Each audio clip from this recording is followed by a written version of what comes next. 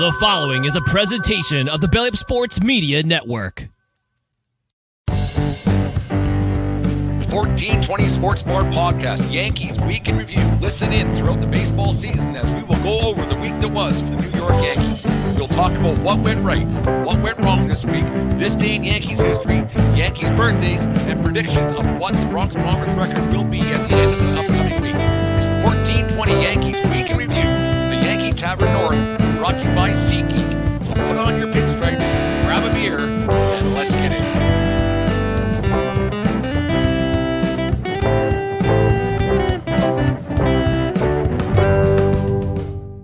All right, the New York Yankees Week in Review 1420 style brought to you by SeatGeek.com, the SeatGeek app. Use promo code 1420pod at SeatGeek.com today and save yourself $20 on your first purchase. Remember, we are part of the Belly Up Media Network. Go to BellyUpSports.com for all their great articles and other podcasts. And also check out the Belly Up Fantasy Show tomorrow night, 6 o'clock Mountain Standard Time. Check your local listings. They've got events over there at the Sports Stove. They put on a great fantasy baseball show to get ready for the upcoming fantasy baseball season and everything else we got going over there at Belly Up. And thank you very much to anybody who listens to our show or watches us on YouTube. Make sure you like, subscribe, and all that stuff over there on our YouTube channel helps out everything to get things going. Anyways, the Yankees started their spring training games today. It wasn't televised, but I think that last I saw they were up 9-6 against the Tigers. Not much defense, with a few walks going here and there, but it's always good to see baseball's back on. A couple games I had on down here today. Watched the Jays game for a little bit, and then I had the Marlins game on as well. So baseball season's well underway for baseball dorks like myself. It's like it's not as good as opening day when the regular season starts, but it's darn close. Anyways, the Yankees they got rolling today. I think the first games were televised tomorrow, but it doesn't stop the speculation about what might happen with this team in the upcoming season and how they might fare. Will they improve on their 82-80 record from last season? Is there some concerns around this team this year? 100%. Is there some outlook that's quite on the positive side this year? Absolutely, getting Juan Soto, but there is some negative attached to this team. As always, you wonder about the how it's all going to fare. Are the Yankees a World Series team? I don't think so. I could be wrong, but I just think there's other teams that are still better than them. We won't get into that a whole bunch today, but there's some concerns I do have with this Yankee team, and one of them that I read today on BellyUpSports.com, actually, got a friend of the show who's been on a couple of times, Eric Katz. He wrote an article about this being Aaron Boone's, could be his last season as manager of the Yankees. He's under contract for the rest of this year, and it's a 2025 club option, so if he doesn't get it done this year, had a pretty successful tenure as the manager of the Yankees, but he's got it also hasn't done a whole bunch in the playoffs. A 14-17 record in his time with the Yankees. Missed the playoffs last year, obviously, with that disastrous season with Judge getting hurt and Rendon not having the season that we hoped that anybody hoped he would. But it's one of those things like, is this going to be? Is he a dead duck manager? Is he a walking dead manager? Is it going to be one of those things where he's managing for his life and for his career? And you wonder how that's all going to turn out for Aaron Boone. I'm a big Aaron Boone fan. I like him a lot as a manager. I think he's a team guy, but I also think that if he doesn't get it done this year, then when? And what can the Yankees expect? Because the Yankees are, every team's heavily analytical. I get it, but if he doesn't get it done, will the analytics guys be knocking on Cashman's door or be knocking on Steinbrenner's door and saying, you know what, this guy isn't following the script like we had hoped. He's not getting any closer to a world championship. We got to make a change because our numbers don't lie. It's the way the manager can motivate and everything else has got to go on. For all intent and purpose, he is quite loved by the team, and I do know that Aaron Judge was a very big advocate of having him around and not getting rid of him. And when Judge signed last year, I think that was a driving force because they do have a good relationship there with the coach and the manager, or the manager and the players. So it's going to be very interesting to see how it all plays out once this season is complete. And if the Yankees don't win a world championship, it's just going to be Aaron Boone's last hurrah with the Yankees. Remember, he basically only has that job because of a home run in a certain year in 2000. What was that? 2004 when he hit that home, or 2003? Sorry, the 2003 home run in extra innings off Tim Wakefield. That's the only reason why he has his job. So it's, and without Mike Mussina, none of that happens. But that's another story for another day. Maybe we'll do a Yankee history lesson guessing maybe tomorrow afternoon or something. We're sitting around waiting, watching the ball game tomorrow. But that's one storyline that's out there for the Yankees this season. Is this going to be Aaron Boone's last kick of the cat or kicking can? Don't kick cats, Brent. Just kick cans. Anyways, another thing that we're a little bit concerned about this year, as I was last year, is the pitching staff. Nestor Cortez, I thought would have a fallback season. He had kind of came out of nowhere 2022. He had a great year. 2023, he was complaining about arm fatigue, and he sat out for a while and wasn't nearly as effective as he was the year before. Gimmicky pitcher with the different stances that he has. I have quite a big concern with him being the number 4 guy going into this rotation this year. Carlos Rodon, I also, until he does it in pinstripes, I don't think that he's going to get too many excuse me cards later on and get out of jail free cards from the Yankee faithful anytime soon, because I do think that he has to prove that he can do it, and right now he hasn't proven it yet, and so there is a major concern with 2 of your top 5 pitchers are who knows. And then you have a guy like Garrett Cole. Is he going to be able, like I said, yeah, I do have concerns with Cole, not a whole bunch, but I do have concerns that he's probably going to have a fall back season this year, because he was so dominant last year and had such a great season last year. He is one of the best pitchers in baseball, obviously, but you can't keep up that pace forever, and you just wonder, like, that pitching staff, how far they can go with those 3 guys.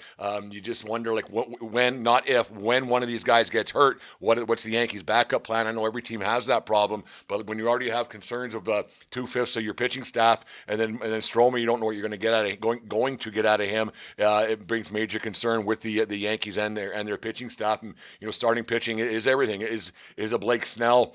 He's still on the free agent, but he hasn't signed anywhere, and there's rumors around that he was offered a 5-year, $150 million contract that he declined from the Yankees. So you wonder if he's going to get a 1-year deal for $36 million or something, and a show me deal, but you don't know how much security is in that, because a guy who relies on his arm, and he only goes 5 or 6 innings. He doesn't go deep. Well, nobody really does a whole bunch anymore, but you don't know what you're going to get out of a Cy Young winner, 2-time Cy Young winner, but he's also had some very pedestrian years in his career too. If you look at the back of his baseball card, he's had just a few years where he was just okay, and just okay right now isn't what the Yankees need when you have generational talents like Juan Soto in the lineup, like Aaron Judge and Garrett Cole. You need a bunch of guys to get it done, because like I said, if they don't get it done this year, then when are they going to get it done? Because they're spending a lot of money on a lot of guys, and you think that this is the year they have to do it. But I am concerned about the pitching staff 100%. Like I said, until Rodon does it, I don't have a lot of faith in him, and I still don't have much faith in Nestor Cortez having a bounce back year. It's sad to say, because I do like the guy. He's a personality. He's good for the game of baseball. He's good for the Yankees, but I don't have much faith that he's going to be the guy to get the Yankees over the hump. So is Snell in the books? Is Snell a guy that you want to go out there and get? Couldn't hurt, but if he turned down 150 sheets, what more does he want? And it's funny, we talked about it last week. We did 14:20 in the morning last Saturday or Sunday, whatever day it was, and all these guys who the Boris guys are still sitting on the sidelines, right? So you wonder what they're asking. If they're asking for too much, and you wonder, like, if you're sitting around not at spring training, you're not competing, you're not getting in your proper reps. I know these guys are training still, but it's not different. So you're not around the clubhouse. You're not getting things going. You're not part of a team. This part of the season, it's a team bonding thing. How effective are they going to be once the season starts? So I don't know. I would think if I was Snell, I would jump at that $150 million contract, because you don't have a lot of suitors going out knocking on your door by the sounds of it, because you're still sitting around sucking on your thumb and waiting for a contract to come. Another concern that I got this year is Anthony Volpe. Opening day last year came up with a lot of hype. He ended up hitting 21 home runs last year, but is there going to be, he has Gold Glove defense. He's a great defender, one of the better guys in baseball last year. Just a fantastic young player, but he did only hit 209 last year, and that's a concern. I know that batting average doesn't mean anything to a lot of people anymore, but it still means a lot to me, because if you get hits, you get on base, and if you get on base, you have a better chance of scoring runs, and I will take that to my grave. This 50-year-old body, this 50-year-old mind will never change that way of thinking. So there is concern with Volpe. Is he going to get a sophomore slump now? Have some pitchers figured him out a little bit, throwing him around him? Will he get the 21 home runs again this year? Hopefully, because you do get that that short porch. You can push some the other way. But I have some concern with Volpe and his maybe having a sophomore slump. He's a great defender. I'm not worried about that because you don't usually lose that. You lose stuff at the plate and you lose stuff with the stick. So I do have some concerns with Volpe going into this season at shortstop because once again, who are you putting in there? You don't have IKF on the bench anymore to fill in that spot. So you wonder where that's going to be and how that's all going to turn out. Lastly, I think I'm going to stick with the big elephant in the room, Giancarlo Stanton, who by all intent and purpose had an awful season. He hasn't had a great Yankee tenure. Like let's not sugarcoat this. I haven't been a big Stanton guy since 2017 when he hit that 2 home runs on opening day against the Jays, and then he 3 days later he struck out I think 5 times in a row, and he was the Boo Birds at Yankee. The Bronx cheer was happening at Yankee Stadium. I haven't really been a big Stanton guy. He just too big, too bulky, but he came into camp best shape of his life. The old best shape of your life role. One of those things that he's ready to go and have everything ready for him. But he says he's ready to go. He's slimmed down. He's not. He's got a 34-year-old body still and everything else. So he does have an MVP behind him, but that MVP is a number of years ago. And can he get have a bounce back season from last year? I don't think so. And what do you do with the guy? Like, what do you do with Stanton? Do you put him on the bench? Because that's a lot of money sitting on the bench. Do you buy him out? Well, then you got to pay him anyway. So there's only not 9 batting spots in a lineup, and if he's taking up one of them and he's hitting 200 with a billion strikeouts again, what do you do with the guy? Do you just bench him and then what? What do you got? I think he's going to have a very short leash. I don't think he's going to be given the opportunity to screw up too many times because the American League East, the American League in general, are very, very good. So you can't be losing games early. I know you can't win the World Series in April, but you can sure lose it. And if Stanton doesn't have a good start to his season, I can see him sitting on the bench or maybe asking for a trade, or because he had that little set to with Brian Cashman earlier on in the offseason, and you wonder how that's going to affect the space between Stanton's ears. I don't know if he's going to have a bounce back here. I don't have much faith in him doing it. It's one of those show me things. It's one of those you got to show me you can do it, because until you do it on a consistent basis, I'm going to believe that the player we saw last year is the same player we're seeing if you start off shitty again this year. It took me 11 minutes and 59 seconds to swear on today's show, but there we go. Anyways, so I don't have much faith in Stanton. I hope I'm wrong 100%. I hope I don't.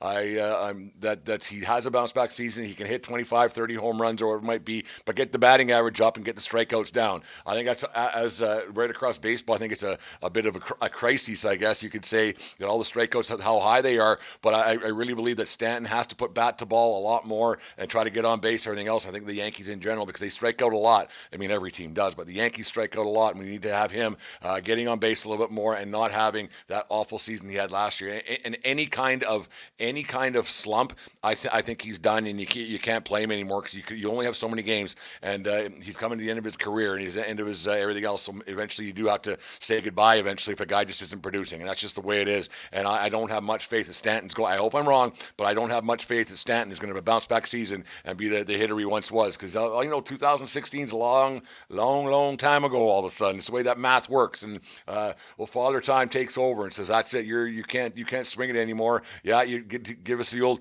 best shape of my life routine, but until we see it, I ain't gonna believe it."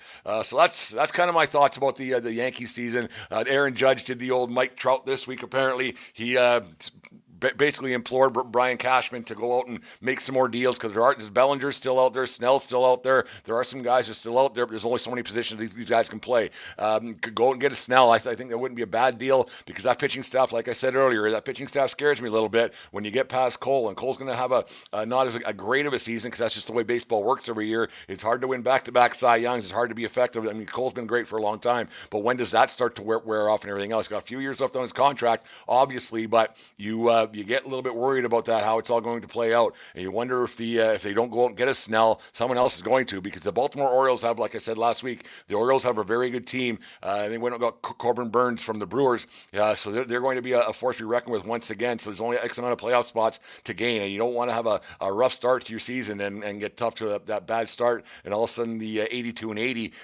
is looking like a realistic thing again this year. I think they have a better team this year. I think they're going to score a few more runs, but it's keeping the runs runs off the board on the opposition and not having too many crooked numbers on the board when it comes down to it. So we'll see how it all pans out. It's going to be fun to watch spring training games again tomorrow. Get that going with the Yankees and other games that are happening right around baseball. It's a great time of year to be a sports fan. Once again, a little slow down because of no football, but hockey's going and baseball's kicking and going there too. So it's going to be a lot of fun to see how the Yankees. I hope I'm wrong with this negativity. Maybe tomorrow I'll sit around. We'll do some positive for the Yankees and think what they're going to do this season and how it's all going to play out with the New York Yankees in the season. But I think they're going to have a better team. But are they going to have a playoff World Series team? I find that hard to believe. But I've been wrong once or twice in my life. So let's see how it all pans out. Just over a month from now. So it's going to be a fun spring training. There'll be a lot of speculation about what happens with Snell and the rest of the free agents that are still kicking around. But anyways, here's a word from our sponsors over there at SeatGeek. SeatGeek presents Boomstick Lady. SeatGeek helps her find the perfect seat so she can sit where her boomsticks make the biggest boom. Oh, okay. SeatGeek handles the tickets so fans can fan. All right, little word from SeatGeek. Thank you very much for them sponsoring us. Go to SeatGeek and use promo code 1420pod at SeatGeek.com today and save yourself $20 on your first purchase. Anyways, for those of you who just listen to the show for the first time and may not know me, I took on a new position with the WCBL, Lethbridge Bulls at WCBL. I'm the game day manager and this and that, and not on the field, off the field stuff. So I take care of pretty much everything around the Bulls baseball club. It's a lot of fun to do that. One of the tasks that I have is merchandising. So we had a little sit-to around the office last week. We came up with this idea for the Bull shirt. Go to bullsbaseball.com and get yourself a Bull shirt. Support the WCBL. If you don't have one, if you go to bullsbaseball.com and pick up a Bull shirt for yourself, it's a nice little thing that we're kicking off the season. Season ticket drive starts on the 5th. We really want to kick off the 25th anniversary season of the Lethbridge Bulls, so it's going to be a lot of fun. And support the Lethbridge Bulls, even if you're out in New Jersey or out in Long Island, or if you're down in Florida, wherever it might be listening from. Get yourself a Bull shirt, T-shirt, and let's see if this thing can't go viral a little bit. We have a whole bunch on the old printing press, so we're ready to go. But anyways, that's it for the Yankee Week in Review. Thank you very much for listening to the show, for watching on YouTube and everything else, and go to bellyupsports.com for all the great articles. Go to SeatGeek, get your tickets, and most importantly, go to bullsbaseball.com and get yourself a Bull shirt today. We'll talk to you guys again. Maybe we'll do one of these tomorrow. We'll talk about some positives, a positive spin on things for what the Yankees to look forward to this upcoming 2024 season. Have a good day, folks. We'll talk to you tomorrow, and remember, smart people bunt. Talk to you tomorrow. You just listened to the 1420 Sports Bar Podcast. 4 beer with the sports talk and a whole lot more. We are part of the Belly Up Media Network. Let's get into it.